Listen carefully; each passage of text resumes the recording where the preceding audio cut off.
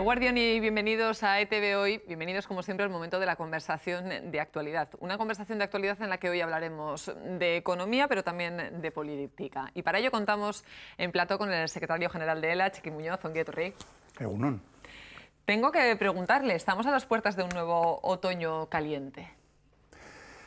No prevemos que las cosas vayan a cambiar y la movilización intentaremos que siga siendo proporcional a lo que está pasando, ¿no? En un mundo en donde las políticas de verdad no cambian, los que mandan han usurpado a la política la capacidad de decisión de determinados aspectos esenciales y la política acuerda con esas instituciones, OCDE, Fondo Monetario y Banco Central, la política que tenemos que hacer, ¿no?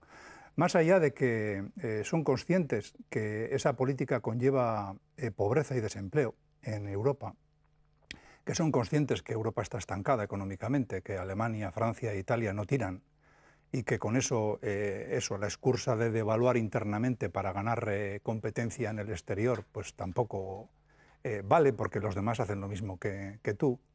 Ellos ponen una línea de ortodoxia neoliberal y los gobiernos la aceptan, y eso son los ajustes presupuestarios. No han cambiado de agenda y de seguir con las reformas que nos han traído a esta situación. No quieren cambiar las políticas que nos afectan, ¿no? Y a partir de ahí la gente lo está pasando, hay mucha gente que lo está pasando muy mal, y nosotros seguimos diciendo que echamos de menos que en el debate político, en función de eso, de que la política de los gobiernos acepta someterse a esa dictadura, a esa ortodoxia, en el debate político el eje central no es el modelo de sociedad, no es el aumento de las desigualdades. Todos los gobiernos, el de Rajoy, el de Barcina, el catalán y el de Urkullu, están aplicando la misma política económica y social. Aceptan que el déficit, lo acuerdan y lo aplican. El déficit es el que se decide con Europa, se acuerda con Europa, y Rajoy y Barcina lo acuerdan con Rajoy. La deuda pública el año que viene se va a llevar del presupuesto 1.000 millones de euros, 1.000 millones de euros, y acuerdan la política fiscal. Hoy hace un año que el PSOE, el PP y el PNV acordaron la política fiscal para las haciendas vascas. Guipúzcoa tiene algún signo distintivo, pero la política fiscal guipuzcoana no la hace buena el Tea Party, que en Guipúzcoa funciona muy bien, y acuerdan la privatización de Kutxabank, acuerdan llevar ingentes cantidades de dinero a la ruina del TAP, que es un desastre económico y social, el continuar con ese tren adelante.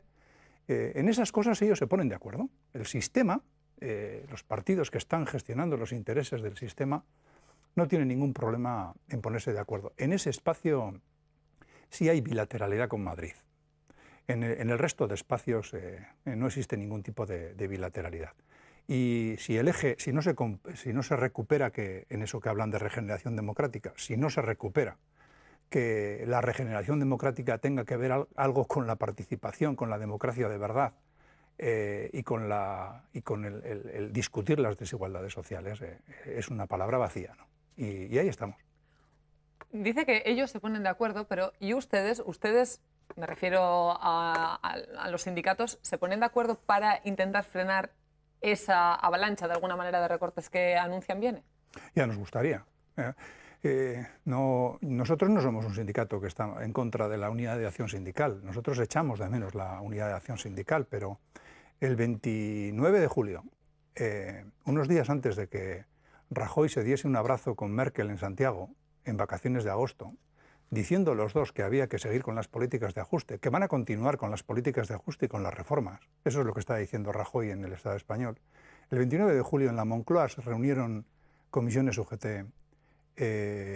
la COE y Rajoy, y acordaron un documento absolutamente vacío de contenido social, en donde básicamente esa parte del movimiento sindical le reconoce al gobierno determinadas políticas. Y nosotros sacamos una conclusión que en clave de presente y de futuro, y es: ¿el sindicalismo tiene que unirse? Sí. ¿Debería ser obligado? Sí. Pero en la fase en la que estamos, el sindicalismo que no tiene sostenimiento financiero autónomo está cautivo. Y lo que está pasando en el Estado español, y aquí también, porque las fuentes públicas de financiación a los sindicatos les han matado el discurso y la práctica sindical, a partir de ahí es donde están cautivos, probablemente el sindicalismo representado por comisiones y UGT no tengan otra alternativa que dar cobertura a los gobiernos diciendo cosas que no son verdad, porque no hemos sufrido nunca una política tan antisocial y tan unilateral como la que estamos sufriendo, ¿no? Los requisitos de la unidad exigen que no se dé cobertura al poder político cuando está haciendo eso, ¿no? Claro que necesitamos unidad, pero la unidad requiere unas condiciones y requiere unos objetivos comunes que desgraciadamente no se dan. Hace apenas 2 días, el lehendakari Iñigo Urkullu decía, sin embargo, que él sí está viendo esas referencias de mejoría de la economía en el mismo día en el que la OCDE mostraba su preocupación por el estancamiento de la recuperación que se estaba viendo en la zona euro. ¿Cómo es posible aunar estas dos reflexiones? Probablemente en la fase en la que estamos, el mundo es escaso en interrupciones, ¿no? Y si no te paras a pensar lo que sucede, pues tienes una grandísima cantidad de información, ¿no? Y nos cuesta un montón transmitir la información importante, porque en la información hay información que de verdad es importante, que es clave saberla y dominarla, y luego hay un montón de basura, ¿no? Y dentro de la basura nosotros colocamos la propaganda de los gobiernos. Porque claro, en una comunidad autónoma, Nego Euskal Herria se han perdido en la crisis 140.000 empleos. ¿Qué significa que en agosto haya 500 más? Cualitativamente no significa nada. Es parte de la propaganda en ese sentido. Y en la foto del empleo, ¿qué significa que un gobierno diga que ellos no crean empleo? No, pues estáis destruyendo empleo. En Osakidetza se han perdido 3.000 puestos de trabajo en los últimos años. En esta casa se está destruyendo empleo. En educación se está destruyendo empleo. En función de la política de verdad que ellos hacen, ellos destruyen empleo. Y los gobiernos, Rajoy, Barcina, Urkullu, tienen muchos medios para hacer propaganda e intentar salir airosos de una situación que saben que les afecta, claro, porque la sociedad se mueve, la gente se está dando cuenta de cosas que están sucediendo, en la política están pasando cosas, en el espacio social están pasando cosas, y desde ese punto de vista, viendo cómo está Europa, Europa está estancada económicamente, Alemania no tira, Francia no tira, Italia tampoco, la salida exportadora, esa que nos han vendido, hay que devaluar salarios internamente para competir, no funciona, hay que repensar la política y eso no se puede salir airoso con unas frases hechas que no tienen nada que ver con la calidad de vida de la gente en este momento, ¿no? Quería preguntarle precisamente por la situación de Osakidetza. Ha sido una de las últimas denuncias que han hecho esta misma semana. En esa oferta que realizaba la dirección de Osakidetza, ofertaba una oposición para 60 trabajadores al año y decía que cada año hasta el final de su legislatura seguirá presentando oposiciones. Sin embargo, ustedes decían que actualmente la cifra de empleados públicos, la cifra de empleados eventuales en Osakidetza es de hasta 8.000 personas. 60 personas, 60 plazas para 8.000 personas eventuales, no sé. Esa es otra prueba más, ¿no? El Estado ha determinado eso que llaman tasa de reposición, de cada 10 vacantes que quedan porque pues, te jubilas o la gente se marcha, solamente se puede sacar una, eso han determinado que sea básico, el gobierno vasco lo acepta, y a partir de ahí nosotros en el gobierno vemos gestores, no sé si muy cualificados, para gestionar esta situación, pero no vemos políticos. ¿Y qué es lo que hacen? Copiar y pegar lo que el PP en el Estado decide. Y claro, es una broma decir que van a sacar 60 plazas con ese número de empleos eventuales que existen, ¿no? Esa situación de que haya 3.000 empleos menos en la sanidad pública tiene un efecto en la calidad asistencial. Es que la gente se tiene que ir a la privada porque la lista de espera, vas a la traumatología y te están dando vez para enero o febrero del año que viene. Y la gente que tiene dolencias y no puede aguantar, paga de su bolsillo, porque no puede aguantar. A quienes diseñan la planificación sanitaria y desprecian el efecto que tiene el empleo en la calidad asistencial, les importa un bledo que la gente se vea obligada a pagar por la sanidad pública. No hay ninguna necesidad de pagar, hay que exigir que se pongan medios para que la sanidad funcione bien. Y la sanidad no está funcionando bien, ¿no? Y en ese sentido, nosotros hemos hecho una denuncia concreta en relación a la destrucción de empleo y nos encontramos con un gobierno que, eso, se parece a los antiguos gobernadores civiles, ¿no? Que el Estado acordaba y el gobernador, que es el gestor de los intereses españoles en el territorio, aplica lo que el Estado decide, ¿no? Y es una política tremendamente injusta que está teniendo un coste social muy grande en nuestro país. Pero preguntado de otra manera, si hay 8.000 personas que están trabajando de manera eventual en el sistema público, ¿esa gente no puede pasar a ocupar plazas fijas? ¿No hay sitio para todos? ¿Cómo se le da solución a esta situación? No, el acceso al empleo público se tiene que hacer con garantías de igualdad. Pero se puede convocar una oposición para esas miles de personas. Habría que hacerlo. Eso es lo que hay que exigirle al gobierno, que no deje, porque claro, cada año, vía vegetativa, se va incorporando más gente que sale, o sea, va saliendo más gente, hay más plazas vacantes que no se cubren. Pero el objeto de dejar las plazas vacantes es el objeto de la amortización. Un puesto con persona dentro, ocupado, eso que se dice en propiedad, no lo puedes amortizar, es mucho más difícil el amortizarlo. El objeto de dejar plantilla vacante es amortizar empleo. Y si ese es el objetivo del gobierno, que lo es, porque es lo que está haciendo, lo que tenemos que hacer los sindicatos y lo que hay que explicar a la gente que está en el mundo sanitario trabajando es que miremos por el efecto que tiene eso en los demás, ¿no? Creo que en la fase en la que estamos, lo solemos repetir muchas veces, el neoliberalismo no gana porque haya contaminado a los gobiernos.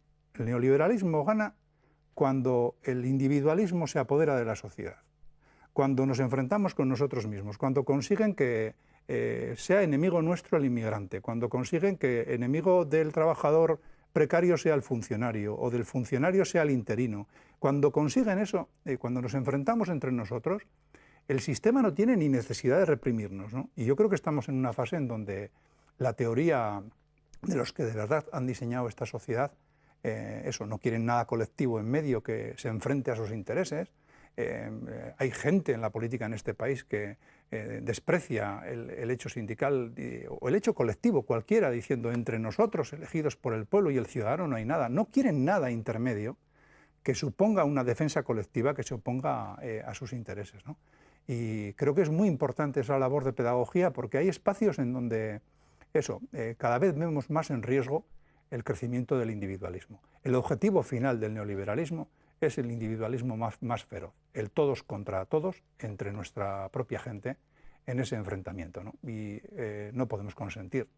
Por eso es importante insistir en qué importancia tiene la ideología y qué importancia tiene la pedagogía social, ¿no? Quiero preguntarle por la situación de los trabajadores de ArcelorMittal, también por el futuro de Kutxabank, pero antes de eso, y por acabar con el episodio sobre el empleo público, ¿por qué no les convence la ley de empleo público que presenta el gobierno vasco? Porque supone trasladar al espacio público la reforma laboral que se ha hecho en el espacio privado, ¿no? Porque quieren dar instrumentos al sector público para poder hacer lo mismo, desprenderse de empleo, presentar ERES, etcétera, etcétera. Ese es el objetivo final, porque no garantiza la negociación colectiva en el sector público, está completamente destrozada. Eso, que hablen de diálogo social sin esos elementos es una broma de mal gusto. Y en tercer lugar, políticamente, porque nosotros no queremos que a una ley estatal se le ponga el label vasco, decir es vasca, cuando la ley es un copia y pega de la ley estatal. Para eso no hace falta administración vasca, ¿no? Si se quiere responder a las necesidades que tiene la administración vasca, hay que exigir que se sea más ambicioso en función de las necesidades que nuestra sociedad tiene. Y lo que han hecho en el anteproyecto que se nos ha presentado es copiar todo lo básico del Estado, que es casi todo, y trasladarlo diciendo que es una ley de empleo vasca. No, eso no lo necesita. Decíamos que estamos a las puertas de lo que se prevé un otoño caliente. Le quería preguntar por una de las patatas calientes de este verano, dicho de una manera un tanto ligera. Habló de la situación de ArcelorMittal, de los trabajadores de la planta de Zumárraga. ¿Cómo han asumido, para empezar, las críticas que les han venido por parte de LAB y para seguir, si están contentos con el acuerdo que finalmente se acordó en la empresa? Bueno, es un acuerdo condicionado por un chantaje al que se le ha dado voz en todos los medios. Estás un fin de semana en que se te presenta la noticia, la empresa sabe lo que quiere, la empresa tiene claro el objetivo final y es conseguir más flexibilidad, pero una cosa es que ese sea el objetivo final y otra cosa es cómo lo trabajas. Las grandes empresas dedican muchísimo medio para que sus planes vayan adelante, ¿no? En ese sentido. Y ha sido un chantaje en toda regla, como estamos recibiendo muchísimos, ¿no? Y a partir de ahí, en ese ámbito, cuando se termina concretando cuál es la propuesta de la empresa, porque se plantea el cierre y al final se termina concretando en un quinto turno, pues nuestra gente, en función de su análisis, decide que quiere entrar a ese acuerdo. Chantajes como esos, LAB conoce a cientos, igual que LAB, y LAB los gestiona, igual que LAB.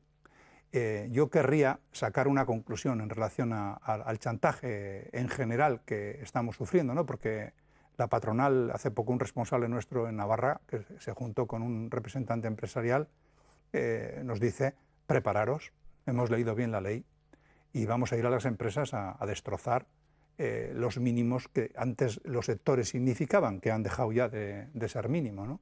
Prepararos. Y nosotros lo que estamos diciendo es, hay que prepararse, ¿no? ¿Y eso qué significa? En cada centro de trabajo el movimiento sindical tiene el reto de estar organizado. Y si no se está organizado, pues los chantajes se gestionarán de una manera peor que si estás organizado, ¿no? Porque hay sitios donde le puedes hacer frente y hay sitios... Y nosotros a la gente que se somete a un chantaje y tiene que buscar equilibrios, nosotros entendemos a esa gente. Estamos obligados a entender que hay que saber gestionar determinadas situaciones, ¿no? Pero habría que darse una vuelta por Zumárraga ese fin de semana, nuestra gente está por allí y lo vive, cómo se organiza un chantaje para que la empresa consiga un objetivo, ¿no? Eso ha sido así. Y en el caso de Fagor, sí dijeron que en este caso iban a priorizar el arranque de la empresa a la lucha sindical.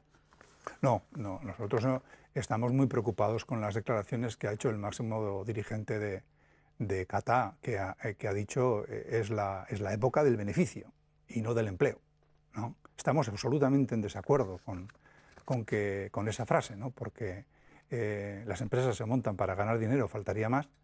Hemos hecho un acuerdo muy condicionado, muy difícil, porque no negociabas con el empresario, estaban los administradores concursales, Fagor que se desentendió de los trabajadores laborales y se preocupó solo de los cooperativistas, está Edesa, había un montón de situaciones en una negociación muy complicada a muchas bandas, ¿no? Y en ese sentido el acuerdo es bueno porque salvaguarda los intereses de la gente que quería seguir trabajando, la empresa de Azpeitia, y en ese sentido evidentemente hay que estar muy vigilante porque la frase posterior del máximo responsable de esa empresa es para que te preocupes, ¿no? Dice, no es la época del empleo, es la época de los beneficios, ¿no? Y es verdad, él tiene razón, para ellos es la época de los beneficios, no del empleo. Me quedan solo 2 minutos para finalizar Sí. la entrevista y no quiero acabar sin hacer alusión a Kutxabank.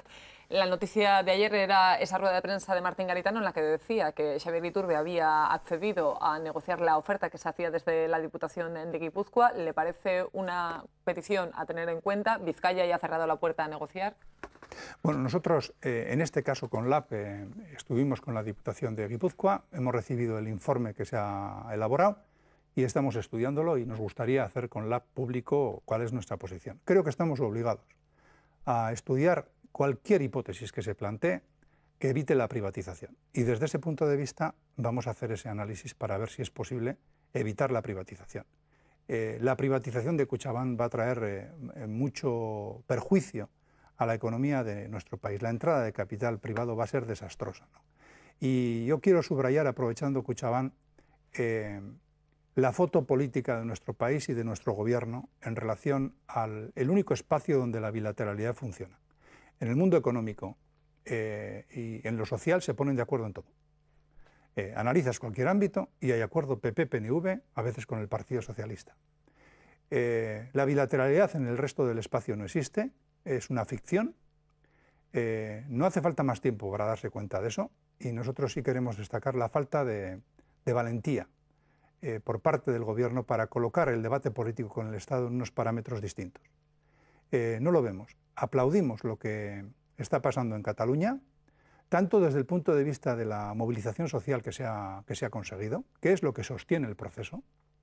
Es impresionante lo que se ha conseguido en los pocos años en que lleva la Asamblea Nacional Catalana funcionando, y aplaudimos y ojalá sean capaces de sostener una agenda común. Los partidos que están de acuerdo en que entre ellos transversalmente, entre los que están de acuerdo en el derecho a decidir, mantener una agenda política para no defraudar esa expectativa social. Porque ¿quiénes quedan fuera? ¿Y a quiénes hay que dejar fuera? Hay que dejar fuera a los que niegan el derecho a decidir. Hay que dejarlos fuera. Es decir, no es posible, jugando en el terreno del PP y del Partido Socialista, ni siquiera mejorar el autogobierno en una fase en la que el gobierno español está en plena involución política. ¿Cuánto tiempo va a costar que se concluya que eso es así en el ámbito del gobierno vasco? Chiqui Muñoz, hemos dejado muchas preguntas abiertas en esta entrevista y serán muchos temas que nos den mucho de qué hablar durante este curso que iniciamos, así que espero que tengamos la oportunidad de volver a hablar. Eskerrik asko etortzeagatik. Bai, zuei. Hasta aquí, por lo tanto, la entrevista de hoy. Es momento para el debate, Silvia.